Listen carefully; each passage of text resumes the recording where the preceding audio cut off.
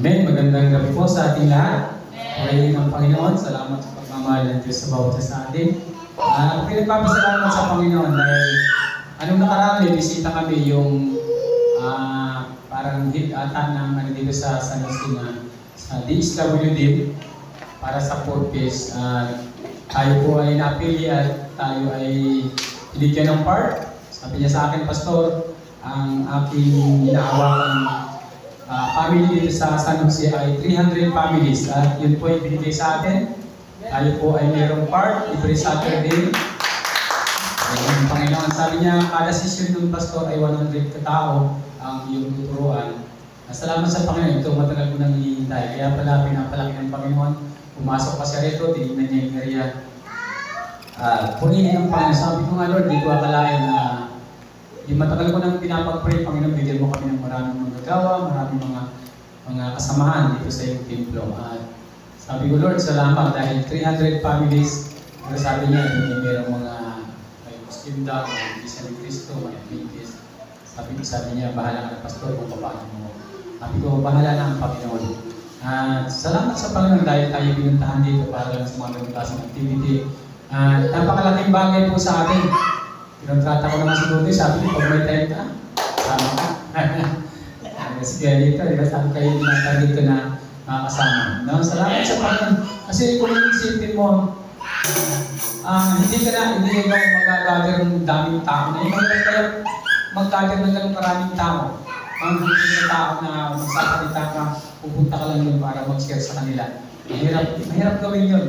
Pero sila na yung gagawa nun, magsasalita ka na lang para sa kabutihan ng Panginoon. Salamat sa Panginoon. May 10% lang na makuha doon. Eh kung sabi ko sa anniversary pa natin, pag tayo mag-imbita, kulang pa yung imbita. Kulang pa. Kasi sa 300 families, ay bawat pamilya nun, marami. Sabi kaya, salamat sa Panginoon. O, si 300 na yun, mag-asawa, di 600 na ganito. Kung may anak pa yun. Kaya sabi ko, walang imposible sa Panginoon. Sa pananalangin po talagang nagbubunga ang pananalangin. Dito ako layo, pupuntahan tayo dito. Purihin ng Panginoon. Sabi ko, sir, yan ang hinihintay ko, matagal na. Talagang hinihintay ko yung mga ganyan. Ako yung makasali sa mga activities sa labas, tayo dito mga ganyan. Unang tinatarget ko yung school. Napakabuti ng Panginoon dahil ngayon talagang family yun. Kasi di ba buong family. Salamat. Sabi niya, ang topic ko lang muna, Pastor, sa about salvation. Sabi ko, salamat sa Panginoon na tayo nagkaroon ng pagkakataon. Matagal ko nang hinihingi sa Panginoon. Akala ko nung una ay magkakaroon kami ng pagkakataon dahil sabi ni Pastor Frank noon, may 200 families daw sa Kapsan. Kaya nag-commit agad ako na, sabi ko, okay Pastor, kahit na ako ang mag-gas para magkaroon, basta makapag-share lang kami. Pero hindi natuloy yun eh. Dito pala sa San Jose matutuloy at 300 pa. Pinagkaroon pa ng Panginoon. 300 families, isipin mo sa dami nun. Maghapon yan, Pastor. Sabi ko, mapapalaban tayo ng maghapon pa lang tayo. Pero purihin ng Panginoon. Hindi pa yung napasalamatan ko ang Panginoon. Dahil ito po yung pinapagawa sa atin ng Diyos. Na pag tayo po ay sumunod, kung tayo ay nagbahagi ng salita ng Panginoon, siya po ang bahala sa atin. Sabi ko, Lord, bigyan pa ako ng maraming kaalaman. Bigyan mo ako ng wisdom ng Panginoon para sa mga tao na aking kakaharapin. Sabi ko, Lord, salamat. Ito na yung ito na yung pagkakataon natin. Na talagang, at saka, pinapasalamatan ko ng San Jose. At meron dito malalapit dito. Madali natin silang imbitahin. Kala ko sa malayo pa tayo maghahanap, yung pala dito na mismo. Kaya talagang bawat ginagawa ng Panginoon, bawat ating pong ginagawa, magpakatibay lang po tayo. Magpakatatag tayo. Talagang gawin natin yung pinagagawa ng Panginoon. Huwag mo lang isipin kung ano yung bakit pinagagawa ito. Kung iisipin mo tayo dito, bakit kailangan pa natin magpalaki? Bakit kailangan natin i-extend, tapos next year i-extend na naman, next year i-extend na naman. Bakit kailangan yun? Kung isipin natin tayo lang naman, yung pala may ibigay ang Panginoon ng mas higit. Sabi ko nga, kung nagulat din ako sa sinabi niya, sabi niya, Pastor, kahit nasa isang lugar na maliit, liblib na lugar, pag malaki ang simbahan, malaki ang church, mas marami ang ato. Di ba sabi niya, pag malaki ang tahanan, maraming tao sa loob. Siya pala ay Christian din siya. Salamat sa Panginoon. Sabi nga, sino kaya makuha namin na papaawag daw. At si Pastora rin, nakuha sa amin. Ito lang yung kasama talaga. Teamwork talaga. Kaya, napakabuti ng Panginoon. Isa pong malaking privilege na tayo po ay maimbitahan sa kanyang mga pagkakataon. Lord, salamat. Kaya, pinupuri ko ang Panginoon. Kaya pala bawat ginagawa natin, lalo akong ginanahang maggawa dyan kahit na medyo hirap mag-akyat baba. Pero pagpakatatag lang tayo. Ibibigay ng Panginoon. Lagi lang tayo positive sa ating pananampalataya sa Panginoon. Ibibigay po ito ng Diyos. So tayo po muna yung manalangin. Father God, salamat po Ama sa gabi nito, Panginoon. Na kami Panginoon, tinipon mo na naman upang kami makapag-aaral ng salita, Panginoon. Pagpalain mo, Panginoon, bawat sa ginagawa ko, Panginoon. At tulungan mo kami bigyan, Panginoon, ng pangunawa sa aming pag-aaralan, Panginoon, sa umaga. Sa gabi nito, Panginoon. At Lord, ako bilang lingkod mo, bigyan mo ng mga kaluluhan at di maibahagi layo ng sa iyong kaluluhan naman. Basbasan mo, Panginoon, yung mga salita sa gabi nito. Pagdalangin sa pangalan ng Panginoon Jesus. Amen. Thank you, Lord. Purihin ang Panginoon. May babasahin na po ako sa Postway, chapter 1, verse 9 hanggang verse 8. Ito po ay sabi dito, magpakatatag ka. Alam po rin nyo, dapat po tayo maging matatag. Diba? Pag ikaw ay matatag, matiisin, yung mga ginagawa mo nagbubunga. Nagbubunga po yung bawat ginagawa mo. Kasi sa mundong ito, marami po tayong mga hinaharap. Hindi kasi pwede sabihin na, ay, sorry ka, problem. Sorry ka. Mga pagsubok kasi, fully book na ako, hindi ka na pwede sa akin. Hindi po pwedeng ganun eh. Hindi natin pwede sabihin, ay, hindi mo na magkakasakit 3 years kasi nag-iipon ako. Meron na akong bibilhin. Diba? Eh, hindi pwede. Hindi ako pwede magkasakit. Hindi ako pwede magkaroon ng problema kasi bawal sa akin yan. Fully book na ako. Hindi na pwede. Hindi natin pwede sabihin gano'n. May mga problems pong dumaraan. May mga pagsubok na dumaraan na dapat natin pagtagumpayan. Sabi ko, ito yung mga cross ng buhay natin na dapat natin pasan-pasan. Pero alam po ninyo, sa lahat ng pagsubok ang napakahalaga ay yung may kasama ka. Di ba pag kayo mag-asawa, meron kayong problema at kayo nagkakaunawaan. Halimbawa, sa pinansyal, nasusunod nyo, ang daling hanapan ng solusyon. Di ba? Kasi magkasama kayo eh. How much more pag ang kasama mo ang Diyos? May problema ka man, pag ang Diyos ang kasama mo, alam mong magtatagumpay ka. Alam mong kaya mong harapin. Sabi ko nga ang problema, ang pagsubok, napakabilis natin isolve kasi yan ay may solusyon. Binigay ng Panginoon, may solusyon po yan. Kaya sa buhay po natin, sabi dito, tandaan mo ang bilin ko, magpakatatag ka at lakasan mo ang iyong loob. Huwag kang matatakot kung mawawala ng pag-asa sapagkat ako si Yahweh na iyong Diyos ay kasama mo saan ka man magpunta. Kung magpakatatag po tayo dahil ang Panginoon po ang kasama natin saan man tayo magpunta. Marami kang mga hinarap na mga problema sa mundo ito. Marami kang tao na hindi ka nais na tulungan o yung mga inaasahan mo hindi ka tinulungan, yung mga taong akala mo ay mag-aayos ng buhay mo, siya pa yung sumira ng buhay mo, hindi naging maayos ang relasyon ninyo, lagi mong tatandaan, mayroong Diyos na bubuo ng buhay mo. Mayroong Diyos na mag-aayos ng buhay mo at mayroong Diyos na tutulong sa iyo. Magpakatatag lang po tayo at kasama natin siya sa lahat ng ating ginagawa. Ano man yung ating pinupuntahan, ano man yung ating ginagawa, ilaan mo sa Panginoon ang lahat ng iyong plano at ibibigay ng Diyos yan. Ako bawat hinahambangan ko, bawat ginagawa ko rito, nandiyan po yung aking pagtitiwala sa Panginoon na Lord, lahat pong ito na aking ginagawa ay para sa iyo. Hindi ako nag-iisip na bakit kailangan palakihin, kasya naman, luwag pa may. Pero yung pala ay may bibigay ng Panginoon na pag yun ay dumagsa at yun ay talagang tumanggap sa Panginoon, ay hindi po tayo magkakasya dito. Pag yun ay inimbitahan natin at sumama at pumunta dito, hindi po tayo magkakasya sa ganito kalaking area. So, purihin ng Panginoon. ang Panginoon po ang siyang magdadala. Hindi po tayo ang kukuha ng mga member para sila ay magpuri sa Panginoon. Ang Panginoon po ang maglalapit. Siya ang magdadala po ng magpupuri sa Kanya, hindi po tayo. Kaya masabi ko yung ating ginagawa sa ating pananalangin, magtiwala lang tayo sa Panginoon. Sa bawat ginagawa ko, sabi ko, Lord, Ikaw ang bahala. Ginagawa namin ito para sa iyo.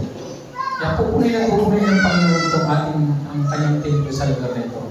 Kaya sabi ko, Lord, salamat na siyempre pag dumadami ang tao, gumaganda ang Kanyang. Kaya sabi ko, Lord, sana next, bago tayo mag-anniversary, pag na-close na ito, sabi ko nga, maglalagay tayo ng percent para sa pagbili ng mga pabango. So, yung lahat ng nakukuha pera, maglalagay ako ng 5% na tatanggalin, ibibili lang yung lahat ng pabango para sa church. Para pag pumasok ka, talagang ramdam mo yung presensya ng Panginoon. Di ba tayo bilang tao, tayo nga tao eh. Pag mabaho, hindi tayo mapakali, hindi tayo mawili. Parang ayaw mo magtagal sa lugar na yun. Kaya gusto ko talagang maganda siya, mabango, tapos may spray ka talaga ng pabango, at yung area talagang malinis, araw-araw ay may nililinis, inaayos, at walang alikabok. Baga, nandun talaga, makikita mo yung presensya ng Panginoon. Sabi ko, para pagpasok, nawiwilin tao, ang bango naman to. Kahit hindi ka na magpabango sa bahay mo, pagdating mo rito, maamoy na amoy mo yung bango. Maglaan ka ng mga halagang 500 pesos every Sunday na ilalagay mo ito pabango. I-spray mo, iubos mo lahat. Talagang mabango. Yung talagang ramdam mo, pagpasok mo pa lang. Tapos yung mga kortina, magaganda. Tapos talagang yung pag umupo ka ay yung hindi ka maiinip. Dahil ang sarap ng pakiramdam. Sabi ko, Lord, lahat po ng mga kung paano pwedeng mapaganda ang iyong templo, yun po ang aming gagawin. Kaya salamat sa Panginoon, alam ko isang araw, mangyayari ang mga bagay na yan. Magpakatatag lang po tayo. Sabi ko, Lord, sabi niya may October umpisa na, kaya sa October, meron na akong gawain na whole day every Saturday. Pagkatapos ng aming prayer dito, diretso na ako. Sabi niya, minsan gaganapin sa barangay hall.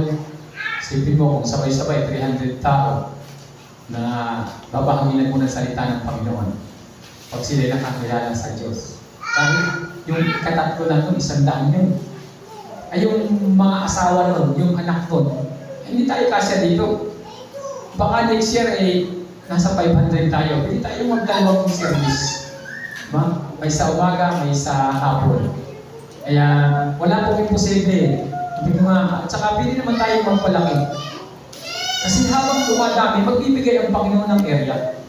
Ang Panginoon magbibigay ng area. Hindi po tayo ang gagawa ng paraan para magkaroon ng malaking area. Ang Panginoon po ang gagalaw.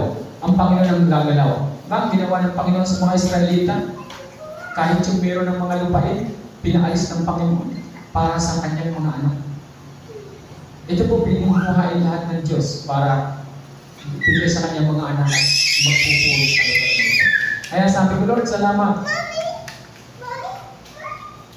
Napakabuti ng Panginoon.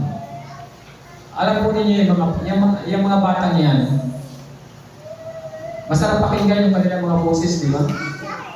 Masarap pakinggan. Alam po ninyo sa labas, ang mundo po natin magulo. Pag nasa labas ka. Pag nasanay ka masyadong matahimik, baka hindi ka makapagpuri pag may maingay. Huwag mo silang pansin, isipin mo lagi sa labas, merong maingay, pero pili ka rin magpuri sa Panginoon. Sa ating po pagpupuri sa Panginoon, dapat walang nakakahadlang. Dapat po, meron man dyan may maingay. Paano kung may nag-iingay sa katabi mo, tapos wala kang ibang mapuntahan, doon ka lang dapat manalangin. Ngayon, sanay ka sa masyadong tahimik. Ay, hindi ka makakapanalangin. Paano ako mananalangin to? Ang daming istorbo. Kaya, magpakatatag po tayo, tibayan natin, kasama natin ang Panginoon. Magtatagumpay po tayo sa bawat ginagawa natin. Sabi ko, Lord, salamat. Alam ko na hindi basta yung activity nyo na ibinigay sa atin. Sabi ko, Lord, kailangan ko ng wisdom, kailangan ko ng katalinuhan mula sa inyo, Ama. Talagang, siyempre, sa ganun po mga tao, open po yun eh. Pag naka-open po ang area, dapat mapagbantay ka sa bawat salita mo kasi baka malihis ka, maraming magagaling doon na mga taong mga gusto lang magsalita para sa iyo, di ba? So, kailangan talagang, sabi ko, basta tayo po hindi lalayo sa salita ng Panginoon. Basta ang yung sinasabi ay nasa salita ng Panginoon, di ka lang yung sasabihin. Ano man yung sabihin nila, hindi ka nila mapuputasan. Kaya, salamat sa Panginoon. Kaya ako excited na naman sa pag-aaral doon sa Taytay, sa Sunday. Doon na naman kayo mag-aaral. Ako'y natutuwa dahil may ganitong klaseng pag-aaral. Salamat sa Panginoon na alam ko, after 2 years o 4 years, tapos na po tayo ng pag-aaral. Kasi tuloy-tuloy sa school na yan eh. Pakatapos ito, school na po ang pupuntahan namin. 4 years. At pag nakatapos yun, makukumplito na po tayo ng license, lahat-lahat. At salamat sa Panginoon. Baka isang araw ay magkaroon tayo ng mas mataas-taas na posisyon. Diba? Baka itong posisyon kong ito, meron na tayong palpit, ganito na kataas. Diba? Parinig ang Panginoon, diba? Tataas tayo. Lalagyan natin dito ng diba?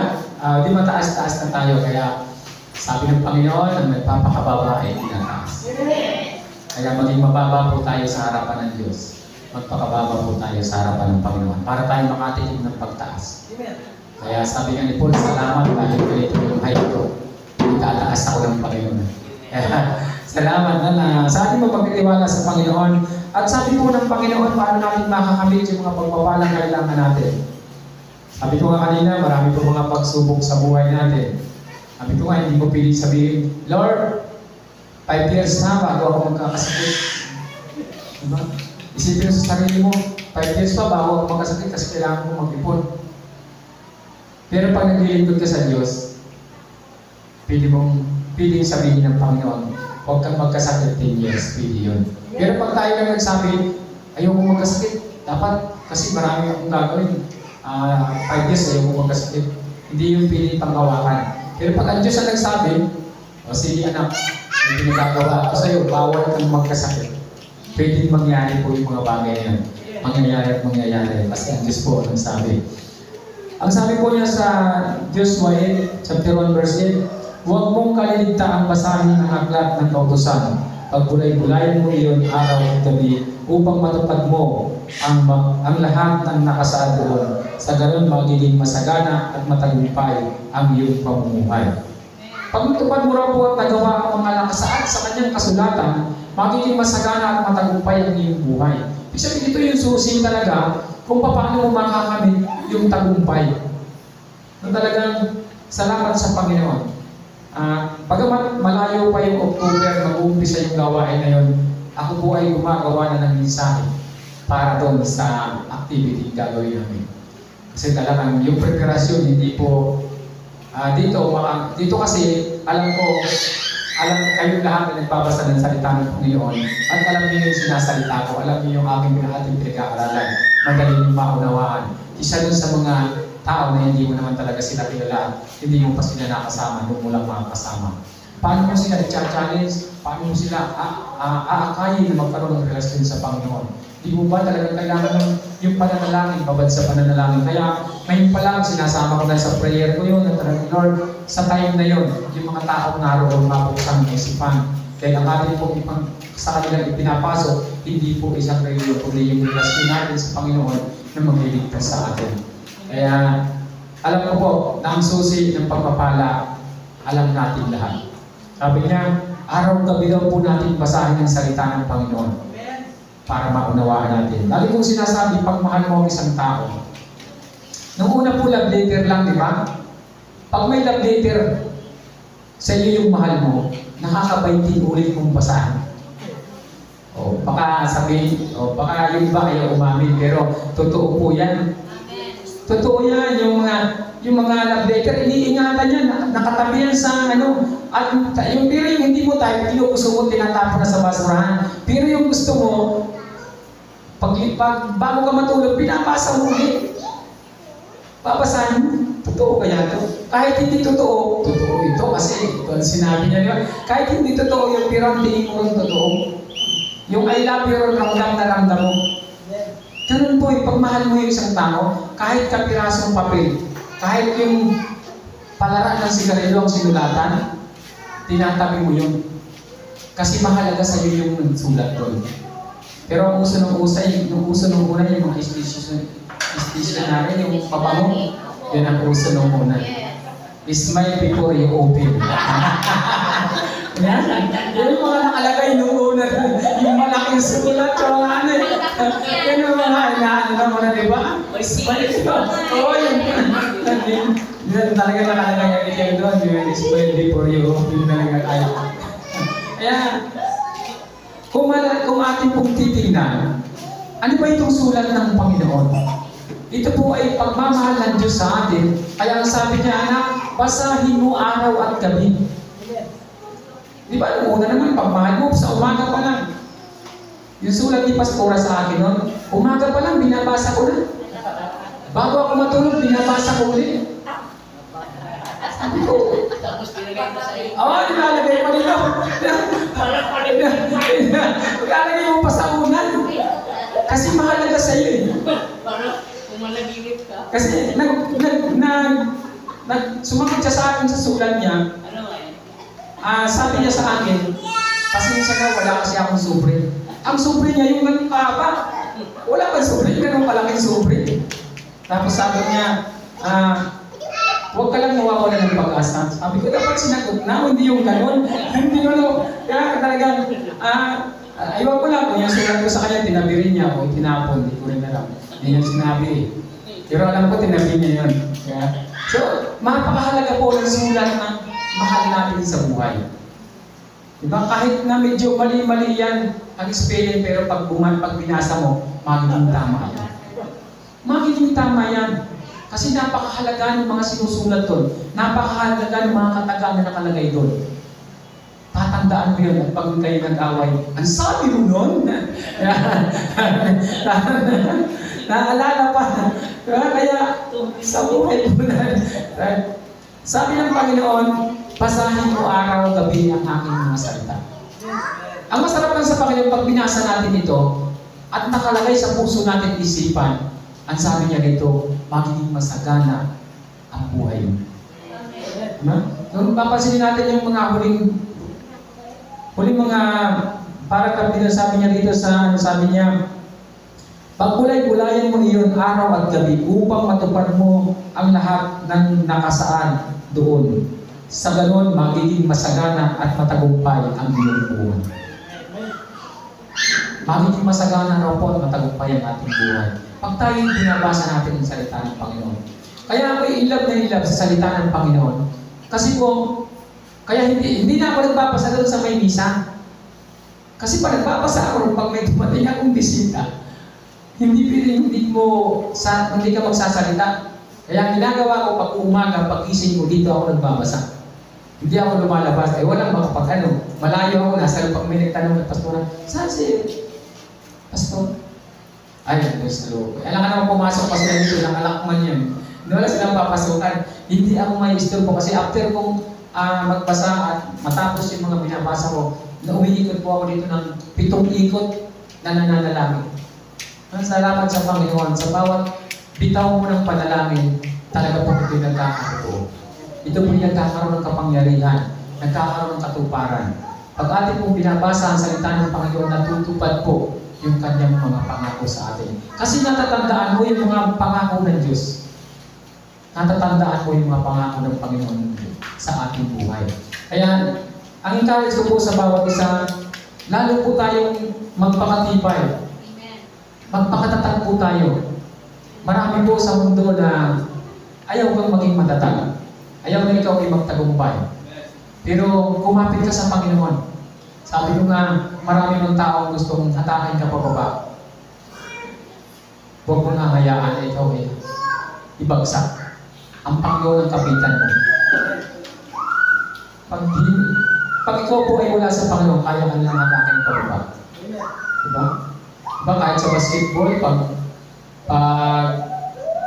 medyo magagaling yung kalaban, iniinis lang ang kalaban. Pag nainis sila, naisisira yung laro nila. So marami po mga pamamaraan ng kaaway para tayo inisin. Huwag kang padadala sa kanila na iniinis ka lang nila. Sila po ay naglalakas-lakasan pero sa totoo lang, hindi nila kaya tayo dahil tayo ay mayroong Diyos. Kasama natin ang Panginoon. magtatagumpay po tayo. Lagi mong isipin, pag inuna mo ang Panginoon, may blessing pong darating sa atin. May mga blessing pong darating sa atin. Kaya, magpakatatag po tayo sa lahat ng ating ginagawa. Magkaroon ka ng, kumbaga, nandun yung iyong puso talaga sa bawat ginagawa mo. Pag mahal mo yung ginagawa mo, meron po itong, di ba pansinin mo pag yung nagluluto ay talagang in love sa pagluluto niya, ang sarap ng luto niya. Pero pag yung nagluluto, naiinis, galit, hilaw, o kaya ay kulang sa asin, o kaya sobra sa asin, maalat. Yun, mga ganyan. Kaya, at pag tinanong mo yan, pag sinabi mo, hindi naman masarap luto mo. Di ikaw magluto. Diba, ganun yan. Kasi, ganun din, ikaw magluto. Kakain ka na lang eh.